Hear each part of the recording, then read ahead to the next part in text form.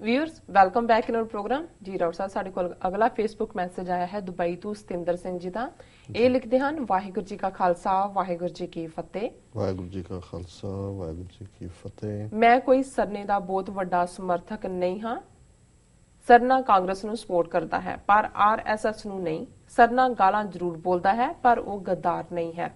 गद्दारां दी पहचान उसदे सरकारी बॉडीगार्ड्स ਤੋਂ हो जाती है। मैं सरने ਨੂੰ ਮਿਲਿਆ ਹਾਂ, ਉਸ ਦੇ ਨਾਲ ਇੱਕ ਵੀ ਸਰਕਾਰੀ ਬॉडीगार्ड नहीं देखा। दो ਮੁੰਡੇ ਦੇਖੇ ਸੀ ਜਿਨ੍ਹਾਂ ਦੇ ਕੋਲ ਸਿਰਫ ਕਿਰਪਾਨ ਸੀ। ਉਹ ਦੋਨੋਂ ਮੁੰਡੇ ਜੰਮੂ ਦੇ ਸਨ। ਉਹਨਾਂ ਦੇ ਵਿੱਚ ਵੀ ਬਚਪਨਾ ਸੀ। ਪਰ ਮੈਂ ਇਹ ਨਹੀਂ ਕਹਿੰਦਾ ਕਿ ਪਿਸਤੌਲ ਵਾਲੇ ਨਹੀਂ ਹੋਣੇ ਚਾਹੀਦੇ। ਸਰਨਾ ਦਿੱਲੀ ਵਿੱਚ ਇਸ ਕਰਕੇ ਨਹੀਂ ਹਾਰਿਆ ਕਿ ਉਹ ਕਾਂਗਰਸ ਨੂੰ ਸਪੋਰਟ ਕਰਦਾ ਹੈ। ਕਾਰਨ ਕੁਝ ਹੋਰ ਹੈ। ਸਿਮਰਨਜੀਤ ਸਿੰਘ ਮਾਨ ਵੀ ਸਰਨੇ ਨੂੰ ਸਪੋਰਟ ਕਰਦੇ ਹਨ। ਉਹ RSS ਦਾ ਏਜੰਟ ਨਹੀਂ ਬਣਿਆ। बादल दलिया नाल मैंबर बनने तो पहला ही सरकारी कुत्ते नाल हुंदे सी। मैं ये नहीं कहता कि सरना दुध दा तुलिया है पर बादल नालों ठीक है। संत जरनैल सिंह पिंडरांवालियां दी तस्वीर सब तो पहला गुरुद्वारा बंगला साहिब दे अजायब घर विच लगी सी। मैनू चंगा चेता है जदों मैं दरबार साहिब गया तां उत्थे भी संतां जी दी तस्वीर नहीं देखी। मैं तुहानूं सरने दी हारन दा एक कारण होर उपर दसिया है कि RSS नाल सहमत ना होना और बहुत रीजन ਹਨ। जे मैं लिखन लग्या तां लिखत बहुत वड्डी हो जाएगी। मैं तुहानूं एक जां दो रीजन लिख दिंदा हां।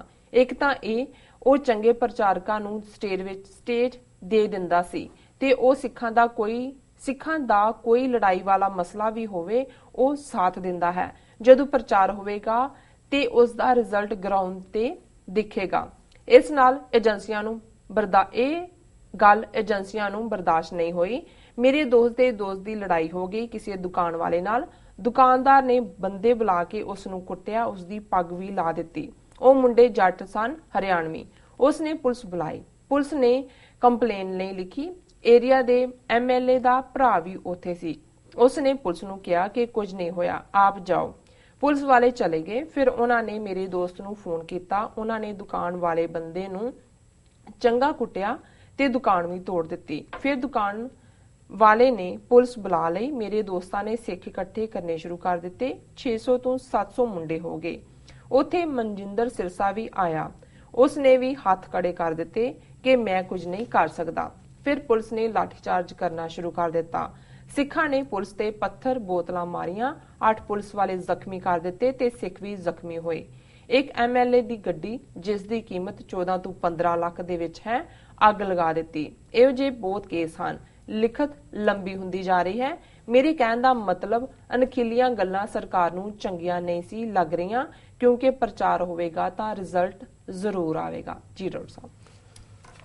ਵੀਰ ਸਤਿੰਦਰ ਸਿੰਘ ਜੀ ਦਾ ਬਹੁਤ-ਬਹੁਤ ਸ਼ੁਕਰੀਆ। ਉਹਨਾਂ ਨੇ ਦੁਬਈ ਤੋਂ ਲਿਖਿਆ ਜੀ ਕਿਉਂਕਿ ਸਾਰੀ ਈਮੇਲ ਪਰਮਜੀਤ ਸਿੰਘ ਸਰਨਾ ਜਿਹੜੇ ਦਿੱਲੀ ਗੁਰਦੁਆਰਾ ਪ੍ਰਬੰਧਕ ਕਮੇਟੀ ਦੇ ਪ੍ਰਧਾਨ ਵੀ ਰਹੇ ਔਰ ਹੁਣ ਬੇਸ਼ੱਕ ਉਹ ਆਪਣੀ ਸੀਟ ਵੀ ਹਾਰ ਗਏ ਨੇ ਪਰ ਦਿੱਲੀ ਅਕਾਲੀ ਦਲ ਦੇ ਨਾਂ ਥੱਲੇ ਉਹ ਕਾਫੀ ਐਕਟਿਵ ਨੇ ਔਰ ਈਵਨ ਪਾਕਿਸਤਾਨ ਦੇ ਵਿੱਚ ਵੀ ਜਿਹੜਾ ਸ਼ਾਇਦ ਡੇਰਾ ਸਾਹਿਬ ਲਾਹੌਰ ਦੀ ਜਿਹੜੀ ਕਾਰ ਸੇਵਾ ਹੈ ਉਸ ਦੀ ਮੁੜ ਉਸਾਰੀ ਦੀ ਉਹ ਉਹਨਾਂ ਨੂੰ ਹੀ ਦਿੱਤੀ ਹੈ। ਹਾਲਾਂਕਿ ਦਿੱਲੀ ਕਮੇਟੀ ਦਾ ਵੀ ਵਫਦ ਗਿਆ ਹੈ। ਸ਼੍ਰੋਮਣੀ ਕਮੇਟੀ ਵੀ ਚਾਹੁੰਦੀ ਸੀ ਨੂੰ ਮਿਲੇ ਕਿਉਂਕਿ ਉਹਨਾਂ ਨੇ ਪਾਕਿਸਤਾਨ ਦੇ ਵਿੱਚ ਆਪਣੀ ਚੰਗੀ ਥਾਂ ਬਣਾਈ ਹੈ ਪਾਕਿਸਤਾਨ ਸਿੱਖ ਗੁਰਦੁਆਰਾ ਪ੍ਰਬੰਧਕ ਕਮੇਟੀ ਨਾਲ। ਕਿਉਂਕਿ ਜਦੋਂ ਪਾਕਿਸਤਾਨ ਸਿੱਖ ਗੁਰਦੁਆਰਾ ਪ੍ਰਬੰਧਕ ਕਮੇਟੀ ਬਣੀ ਸ਼੍ਰੋਮਣੀ ਕਮੇਟੀ ਪ੍ਰਧਾਨ ਬੀਬੀ ਜਗੀਰ ਕੌਰ ਜਾਂ ਉਸ ਤੋਂ ਬਾਅਦ ਤਲਵੰਡੀ ਉਹਨਾਂ ਨੇ ਤਾਂ ਜਥੇ ਭੇਜਣੇ ਬੰਦ ਕਰ ਦਿੱਤੇ ਸੀ ਕਿ ਜੀ ਇਹ ਤੁਸੀਂ ਕਿਉਂ ਬਣਾਈ, ਸਾਨੂੰ ਹੀ ਸਾਰੀ ਗੋਲਕ ਫੜਾਓ। ਲੇਕਿਨ ਦਿੱਲੀ ਕਮੇਟੀ ਦੇ ਪ੍ਰਧਾਨ ਹੁੰਦਿਆਂ ਪਰਮਜੀਤ ਸਿੰਘ ਸਰਨੇ ਨੇ ਜਥੇ ਭੇਜੇ ਔਰ ਇਸ ਲਈ ਉਹਨਾਂ ਨੂੰ ਵੀ ਪਤਾ ਹੈ ਕਿ ਭਾਈ ਔਖੇ ਵੇਲੇ ਵੀ ਜਿਹੜਾ ਇਹ ਨਾਲ ਖਲੋਤਾ ਹੈ ਔਰ ਜਿਹੜੀ ਗੱਲਾਂ ਉਹਨਾਂ ਨੇ ਇਹਨਾਂ ਦੇ ਹੱਕ 'ਚ ਕਹੀਆਂ ਨੇ ਸਰਨੇ ਦੇ ਕਿ ਭਾਈ ਉਹਨੇ ਆਪਣੀ ਸਟੇਜ ਤੋਂ ਚੰਗੇ ਪ੍ਰਚਾਰਕ ਲਿਆਂਦੇ ਜਾਂ ਜਿਹੜਾ ਉਹਨਾਂ ਨੇ RSS ਦਾ ਸ਼ੁਰੂ ਤੋਂ ਵਿਰੋਧ ਕੀਤਾ ਹੈ। ਸੰਤ ਪਿੰਡਰਾਂਵਾਲਿਆਂ ਦੀ ਫੋਟੋ ਜਿਹੜੀ ਹੈ ਬੰਗਲਾ ਸਾਹਿਬ ਦੇ ਅਜਾਇਬ ਘਰ 'ਚ ਲਾਈ।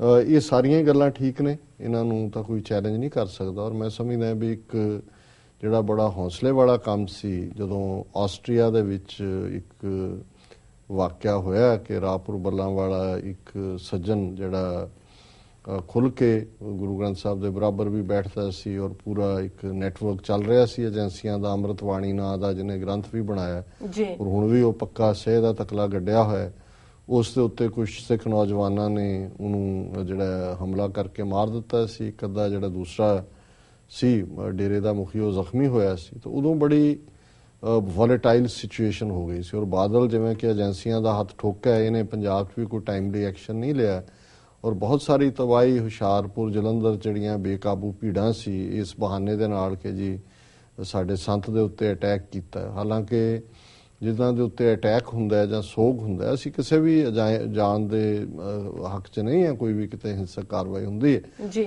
ਪਰ ਇਸ ਬਹਾਨੇ ਨਾਲ ਲੁੱਟਾਂ ਖੋਹਾਂ ਜਾਂ ਅੱਗਾਂ ਲਾਣੀਆਂ ਜਾਂ ਦੂਜੀਆਂ ਤਾਂ ਉਹ ਲੋਕ ਨਹੀਂ ਕਰਦੇ ਜਿਹੜੇ ਗਰੀਬ 'ਚ ਹੋਣ। ਇਹ ਤਾਂ ਇੱਕ ਕਰਾਊਡ ਹੁੰਦੀ ਹੈ ਔਰ ਜਿਨ੍ਹਾਂ ਦੇ ਪਿੱਛੇ ਇੱਕ ਮਾਫੀਆ ਹੁੰਦਾ, ਉਹਨਾਂ ਦੇ ਪਿੱਛੇ ਏਜੰਸੀਆਂ ਹੁੰਦੀਆਂ ਨੇ। ਸੋ ਉਹਨਾਂ ਨੇ ਇਸ ਤਰੀਕੇ ਦੇ ਨਾਲ ਪੰਜਾਬ ਦੇ ਵਿੱਚ ਦਲਿਤ ਸਿੱਖ ਟਕਰਾਅ ਦੀ ਲਾਈਨ ਏਜੰਸੀਆਂ ਨੇ ਖੜੀ ਕੀਤੀ ਜੀ। ਔਰ ਇਸ ਸਭ 'ਚ ਫਿਰ ਅਗਲੀ ਉਹਨਾਂ ਨੇ ਸਟੈਪ ਸੀ ਕਿ ਜੀ ਗੁਰੂ ਗ੍ਰੰਥ ਸਾਹਿਬ ਦੇ ਸਰੂਪ ਚੁੱਕੋ, ਜਿੱਥੇ ਜਿੱਥੇ ਵੀ ਇਹਨਾਂ ਨਾਲ ਸੰਬੰਧਿਤ ਧਰਮਸ਼ਾਲਾਵਾਂ ਜਾਂ ਗੁਰਦੁਆਰੇ ਸਨ।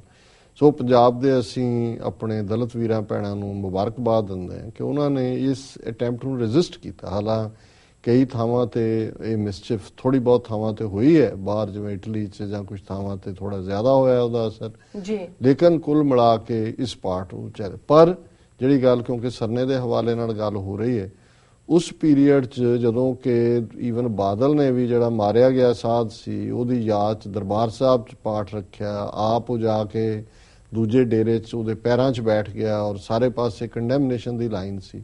ਪਰ ਸਰਨੇ ਨੇ ਜਾ ਕੇ ਆਸਟਰੀਆ ਦੇ ਵਿੱਚ ਵਕੀਲ ਕਰਕੇ ਜਿਹੜੇ ਸਿੰਘਾਂ ਨੇ ਇਹ ਕਾਰਵਾਈ ਕੀਤੀ ਸੀ ਉਹਨਾਂ ਨੂੰ ਡਿਫੈਂਡ ਕੀਤਾ, ਕਿਉਂਕਿ ਇਹ ਉਹ ਪੀਰੀਅਡ ਔਰ ਇਸ ਦੇ ਲਈ ਈਵਨ ਪੁਤਲੇ ਵੀ ਸਰਨੇ ਦੇ ਪੰਜਾਬ 'ਚ ਸਾੜੇ ਗਏ ਔਰ ਉਹਨੂੰ ਧਮਕੀਆਂ ਵੀ ਦਿੱਤੀਆਂ ਗਈਆਂ।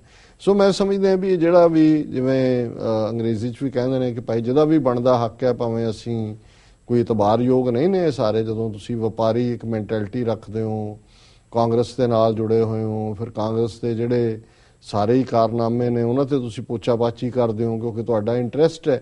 ਪਰ ਮੈਂ ਫਿਰ ਵੀ ਸਮਝਦਾ ਵੀ ਜਿਹੜੀਆਂ ਚੰਗੀਆਂ ਗੱਲਾਂ ਨੇ ਔਰ ਇਹਨਾਂ ਨੇ ਠੀਕ ਹੀ ਗਣਾਈਆਂ ਨੇ, ਉਹ ਠੀਕ ਨੇ। ਪਰ ਕੁੱਲ ਮਿਲਾ ਕੇ ਮੈਂ ਸਮਝਦਾ ਵੀ ਜਿਹੜੇ ਉੱਥੋਂ ਦੇ ਸਿਸਟਮ 'ਚ ਇਹ ਕੰਮ ਕਰਨ ਵਾਲੇ ਲੋਕ ਨੇ, ਇਹਨਾਂ ਦਾ ਜਿਹੜਾ ਅੰਦਰੋਂ ਕੀ ਸੋਚਦੇ ਨੇ ਜਾਂ ਕੀ ਹੈ, ਉਹ ਵੀ ਰਾਜ ਕਰੇਗਾ ਖਾਲਸਾ ਨਾਲ ਪੜ੍ਹ ਰਹੇ ਹੁੰਦੇ ਨੇ ਜਦੋਂ ਸੰਗਤ ਪੜ੍ਹਦੀ ਹੈ।